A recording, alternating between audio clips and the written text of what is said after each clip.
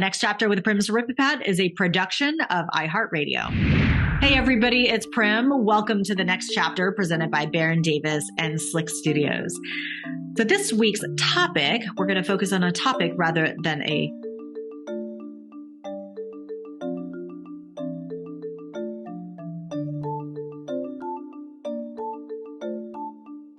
Okay, three, two, one. The Next Chapter with Prim Siripipat is a production of iHeartRadio. Hey everybody, it's Prim. Welcome to The Next Chapter presented by Baron Davis and Slick Studios. This week, we're going to focus on a topic, and the topic is about eating disorders and disordered eating behaviors among athletes. I'm actually currently co-authoring a chapter in a soon-to-be published book on this topic, and one of the main contributors is a former Olympic figure skater, Rachael Flatt, who is also a Ph.D. clinical psychology student at UNC. Now, as some of you probably recall, she's been a guest here on The Next Chapter, and in that conversation, we talked about her retirement experiences as an elite athlete. So if you haven't listened to it, definitely check it out. But this time around, I wanted to delve into her developing area of expertise, which is eating disorders within the athlete population. As some of you know, this is a topic that's very important to me because I was one of those athletes that suffered from an eating disorder, and one that began shortly after I suffered a significant injury at 17 years old. And it's one that I battled all the way into my early 30s, actually. And as you'll hear from Rachael, this is one of the most difficult mental health issues to manage and navigate because of how long it takes the individual to get help and begin and also complete that recovery process. And so today, what I wanted to do is really dive into this topic about athletes and eating disorders and not only dispel myths, but educate listeners on the warning signs of an athlete who might be struggling with this, and also the typical course of this illness and what coaches, parents, and other athletic staff could do to help rather than harm an athlete who is suffering from an eating disorder or disordered eating behaviors. And just so all of you know, by definition, eating disorders are mental illnesses because there are different types of eating disorders. So that's plural, mental illnesses that are typically characterized by unhealthy eating patterns and weight control behaviors that negatively affect one's physical health and or psychosocial functioning. Disordered eating behaviors, on the other hand, are a host or collection of abnormal eating patterns that are actually quite common, but they do impair one's physical health, but they do not meet the clinical diagnosis of an eating disorder. So just wanted to give you the definitions of both terms. And I thought it would be really helpful to talk to Rachael, not only because this is what she is researching and centering her clinical training around, but because she has experience of an athlete, so she can speak from that perspective. And as a member of the United States Olympic and Paralympic Committee's Mental Health Task Force, this is clearly something she's really passionate about and she knows a lot about. So without further ado, here's Rachael Flatt.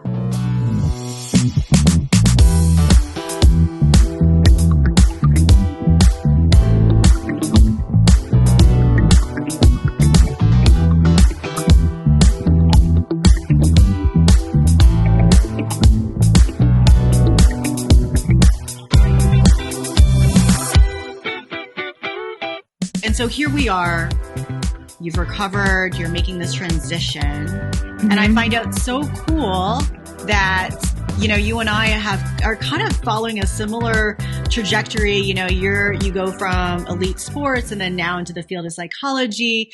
Although you skipped the whole part of spending 18 years in media and broadcasting. You're yeah. much more efficient than I am. It's a much more direct route of getting towards that. So how did you get there? I know that's a complex question because you're originally pre-med, but why psychology and why clinical psych? Yeah. So I had started doing a little bit of research my senior year of college. with my former PI out at Stanford, and he did a lot of work on digital mental health tools with a specific focus on eating disorders. But the project that I initially started on was this kind of staying fit, keeping at-risk kids in San Francisco physically engaged in activities, helping them build some better nutrition habits, like sleep hygiene, just kind of here's some basic skills on how to kind of keep yourself healthy, to kind of prevent these higher BMIs later in life. And he thought I would be a great fit knowing my athletic background. And I was like, great, that sounds great. This sounds really fun. And I was a biology major. So a lot of pieces to that project really spoke to me.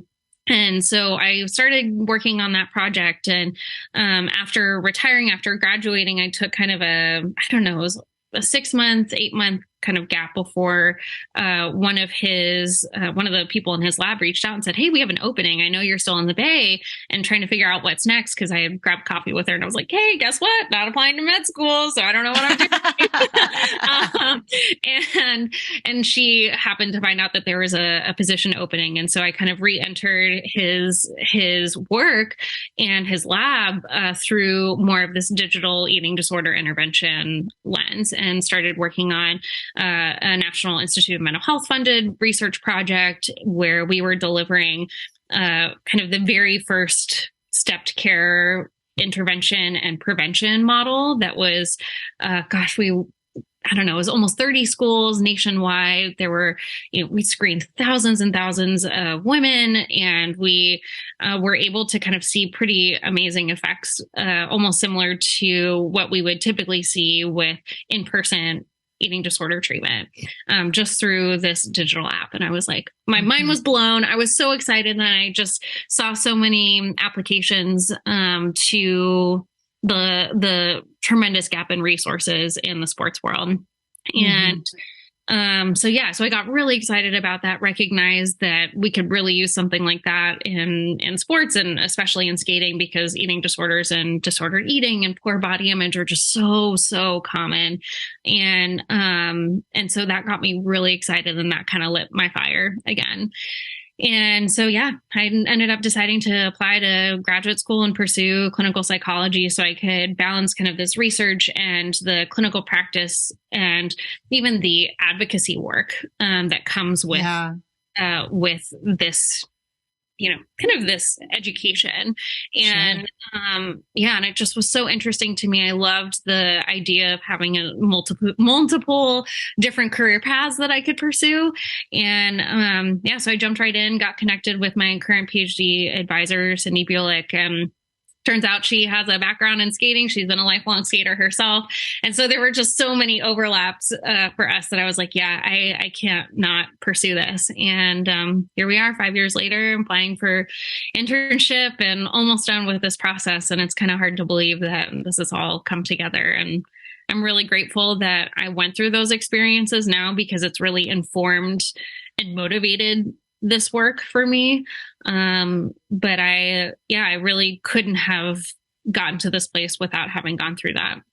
That's amazing. And congratulations on all the success and work. And Thanks. I feel like it's like one of those weird things where it's like, for us going through the doctoral program, I guess it's like one of those things you don't really get the congrats until you're licensed or something. Right. It's such a long process. Like you deserve a congrats, like in the middle, like you're almost done, and you've gone through all the hard stuff, and the work now is hard. I know it's stressful, but really like that hard personal inner work was like beforehand. And so now you're like off and running. So I really want to dive into this topic, because this is one that really hits me on a personal level. And I've been public about this, and I've mentioned this in other interviews, but for me, being a tennis player, and then, I experienced a pretty significant injury. I had a couple stress fractures at 17, right before I was being recruited. And it really prompted, what began as kind of an eating disorder. And although I never was clinically, I was never really diagnosed, because I wasn't meeting with a therapist at the time, but it's one that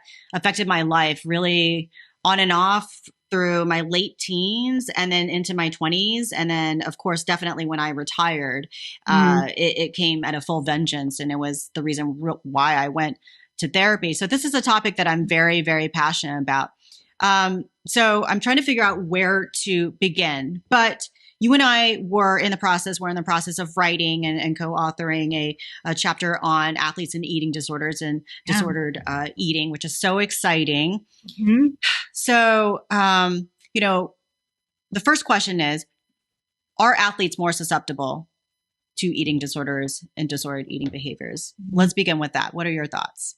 Sure. Well, before I get to that, I want to first say thank you for being open about your experiences, because I think that in and of itself can normalize like getting help, talking about mental health publicly and privately, with people who love you most. So I just, very appreciative that you are willing to share that with so many people.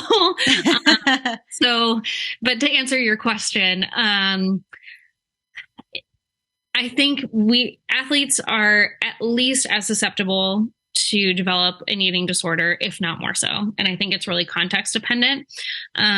There are certainly some sports like figure skating, like gymnastics, like long distance running, where there is this perception that being thinner, or even if there's a weight class, kind of like wrestling, where there may be very real pressures to maintain or lose weight. And so sometimes there's this perception that, being thinner may be providing some kind of performance enhancement or advantage. And when that's not always necessarily the case, and in most cases it's not, surprise. But it is in those types of sports where we tend to see much higher levels of eating disorders and disordered eating, and concerns about, your body and your weight and your shape. So there's some evidence out there that even competing at a high level in sports can increase that risk. It's a little bit mixed, but I think more often than not, being at a high level of competition in sport can increase that risk inherently, because you might be interfacing with a lot of different people who are giving you a lot of different pieces of advice.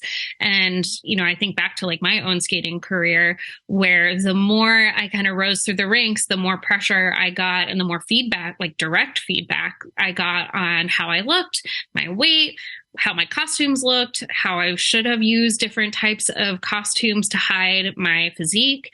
And I'm, even I think back to a lot of experiences that I've heard from friends and peers and athletes who are still kind of going through that pipeline. And it's just amazing to me that those kinds of comments are still put out there.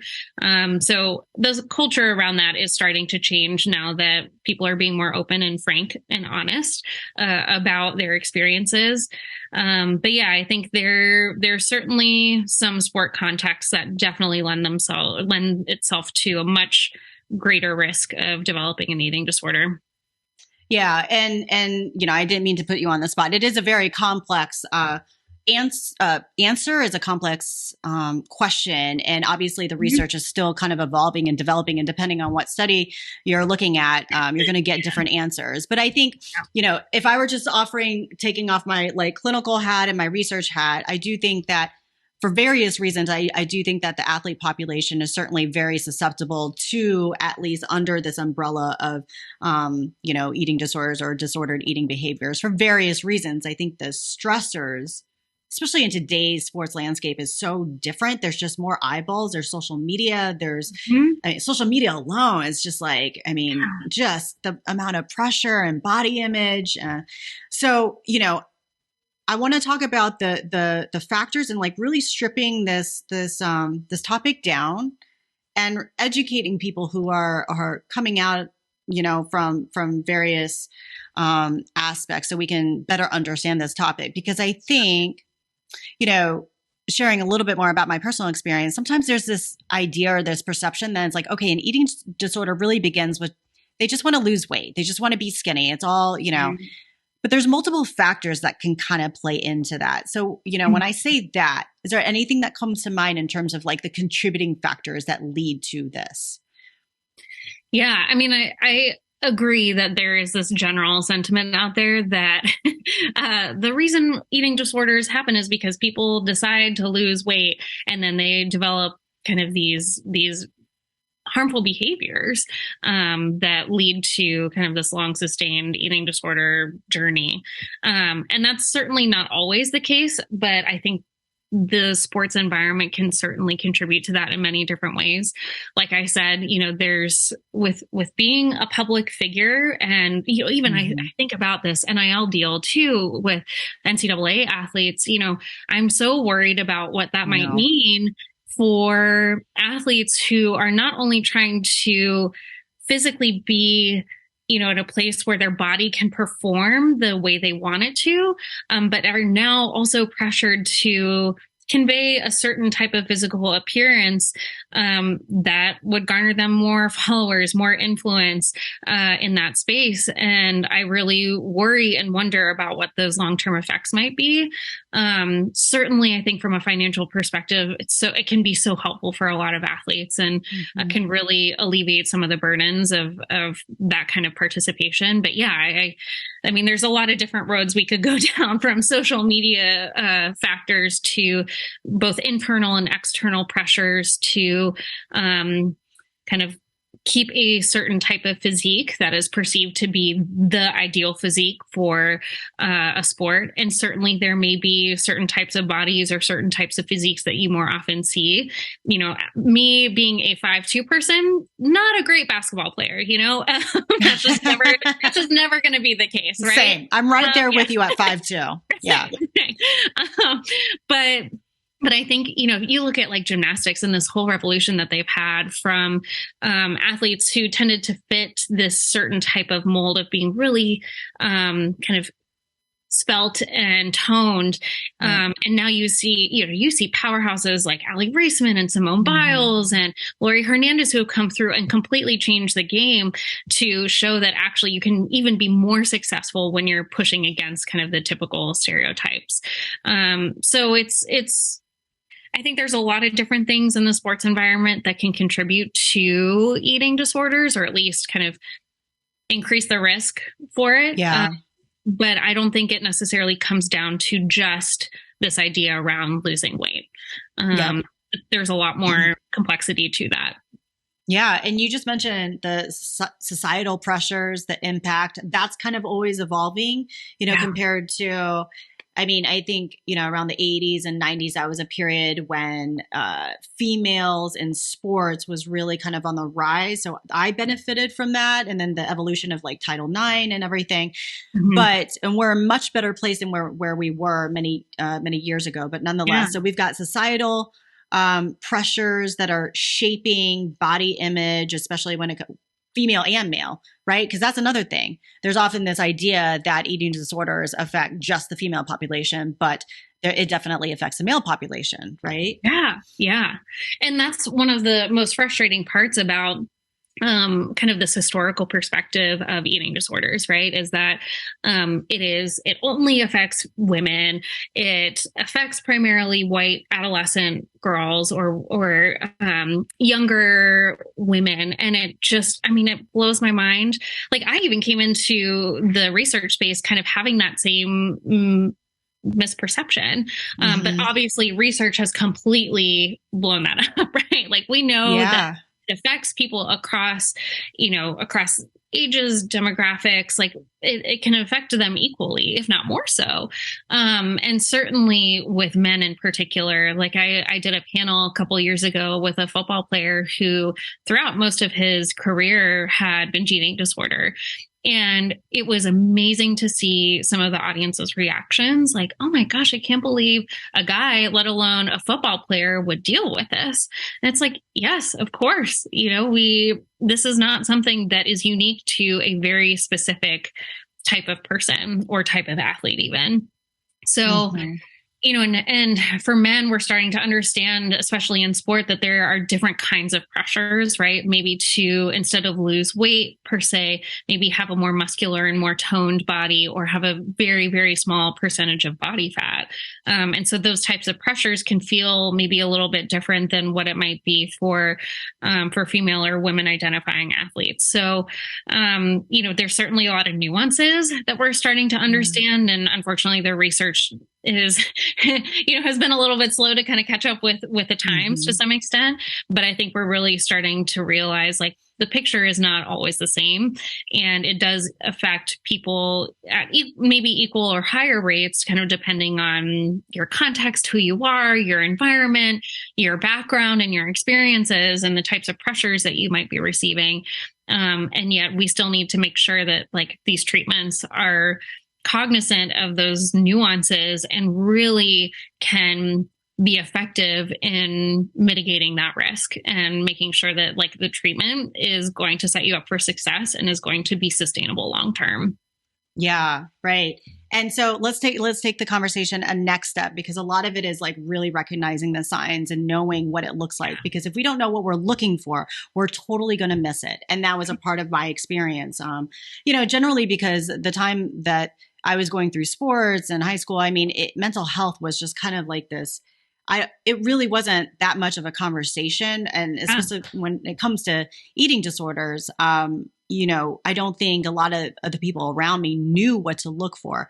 So let's kind of go through some of them and make sure that we cover all aspects. And we're not going to hit all of them. I mean, we don't have a lot of time, right? Yeah. But it's some of it's restricted eating, some of it might be over exercising. What are some other ones that come to mind for you that we should watch out for?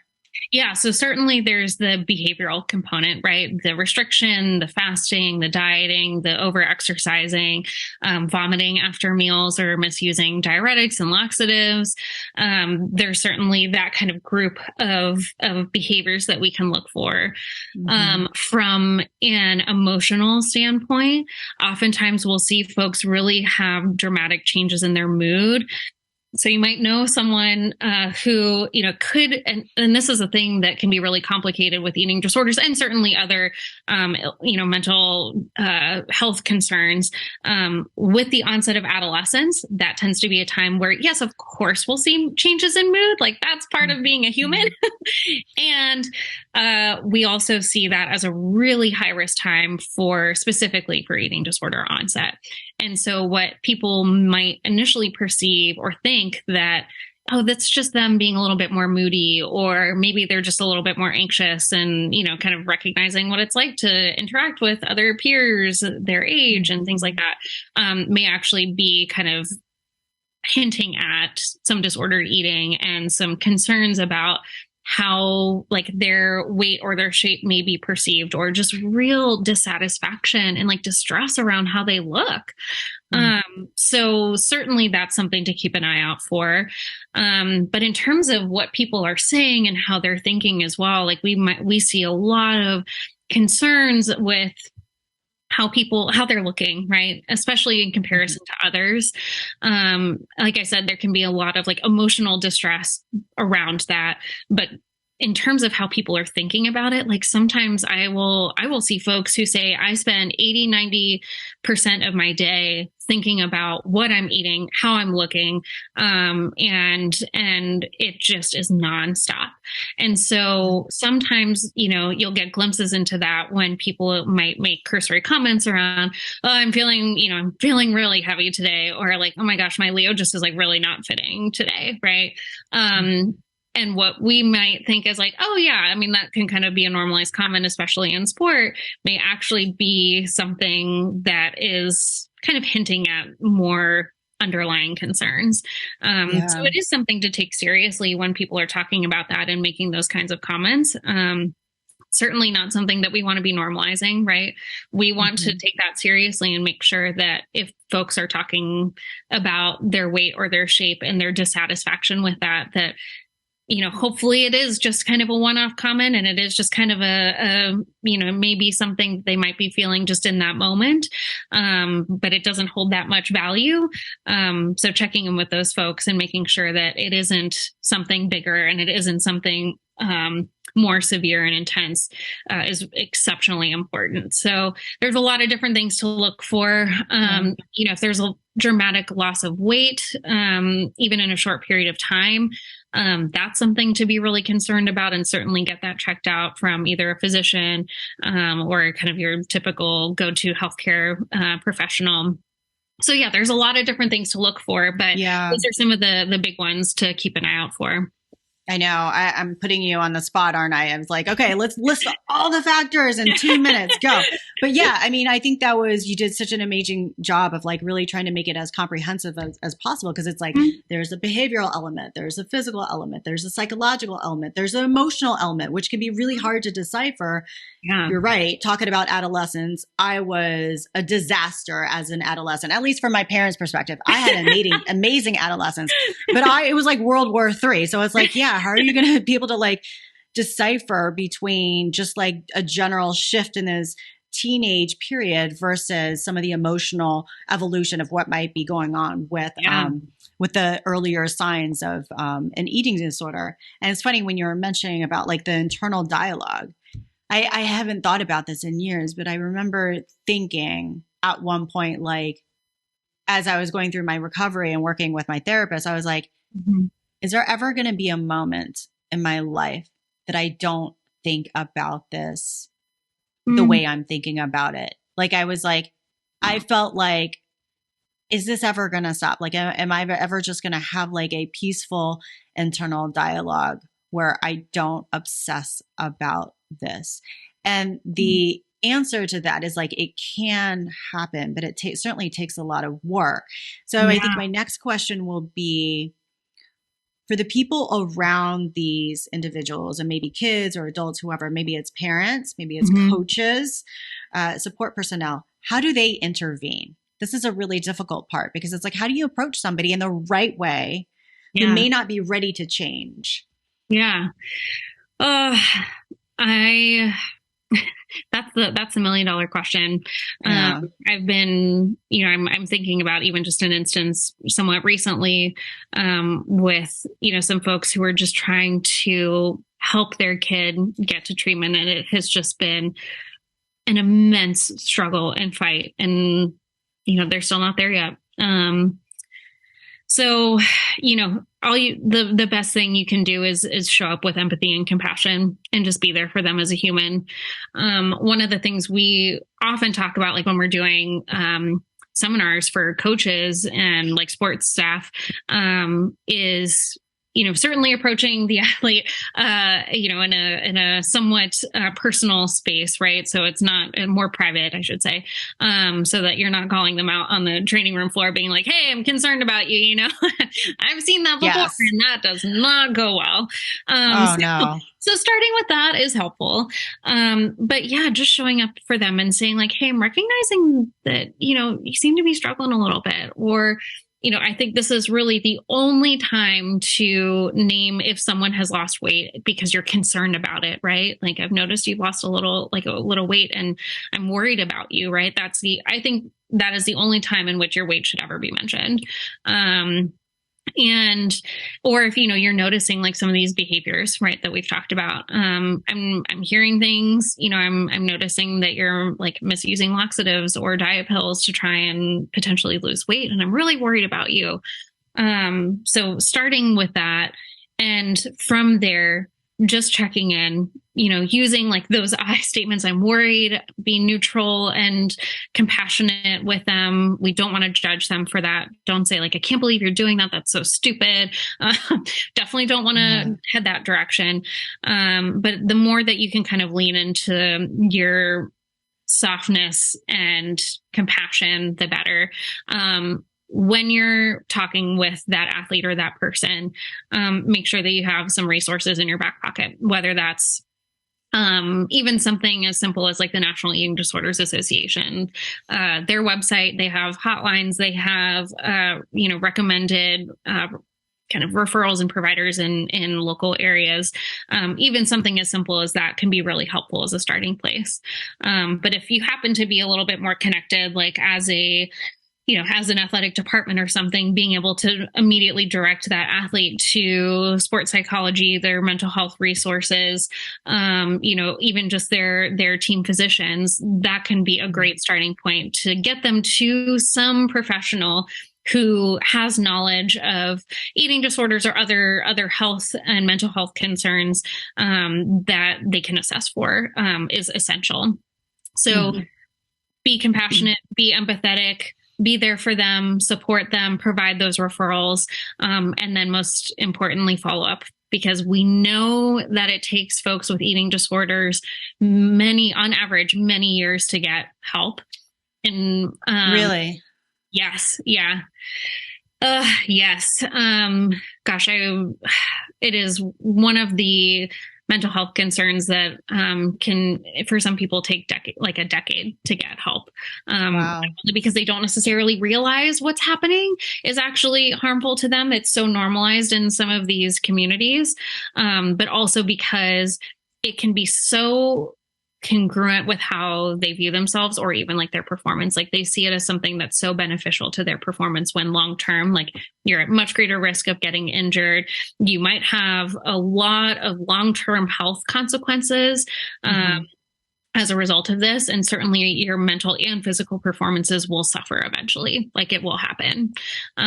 So yeah, it's for some reason one of the things that just takes people a while to recognize, to be willing to get help. So the earlier that we can catch it, the better.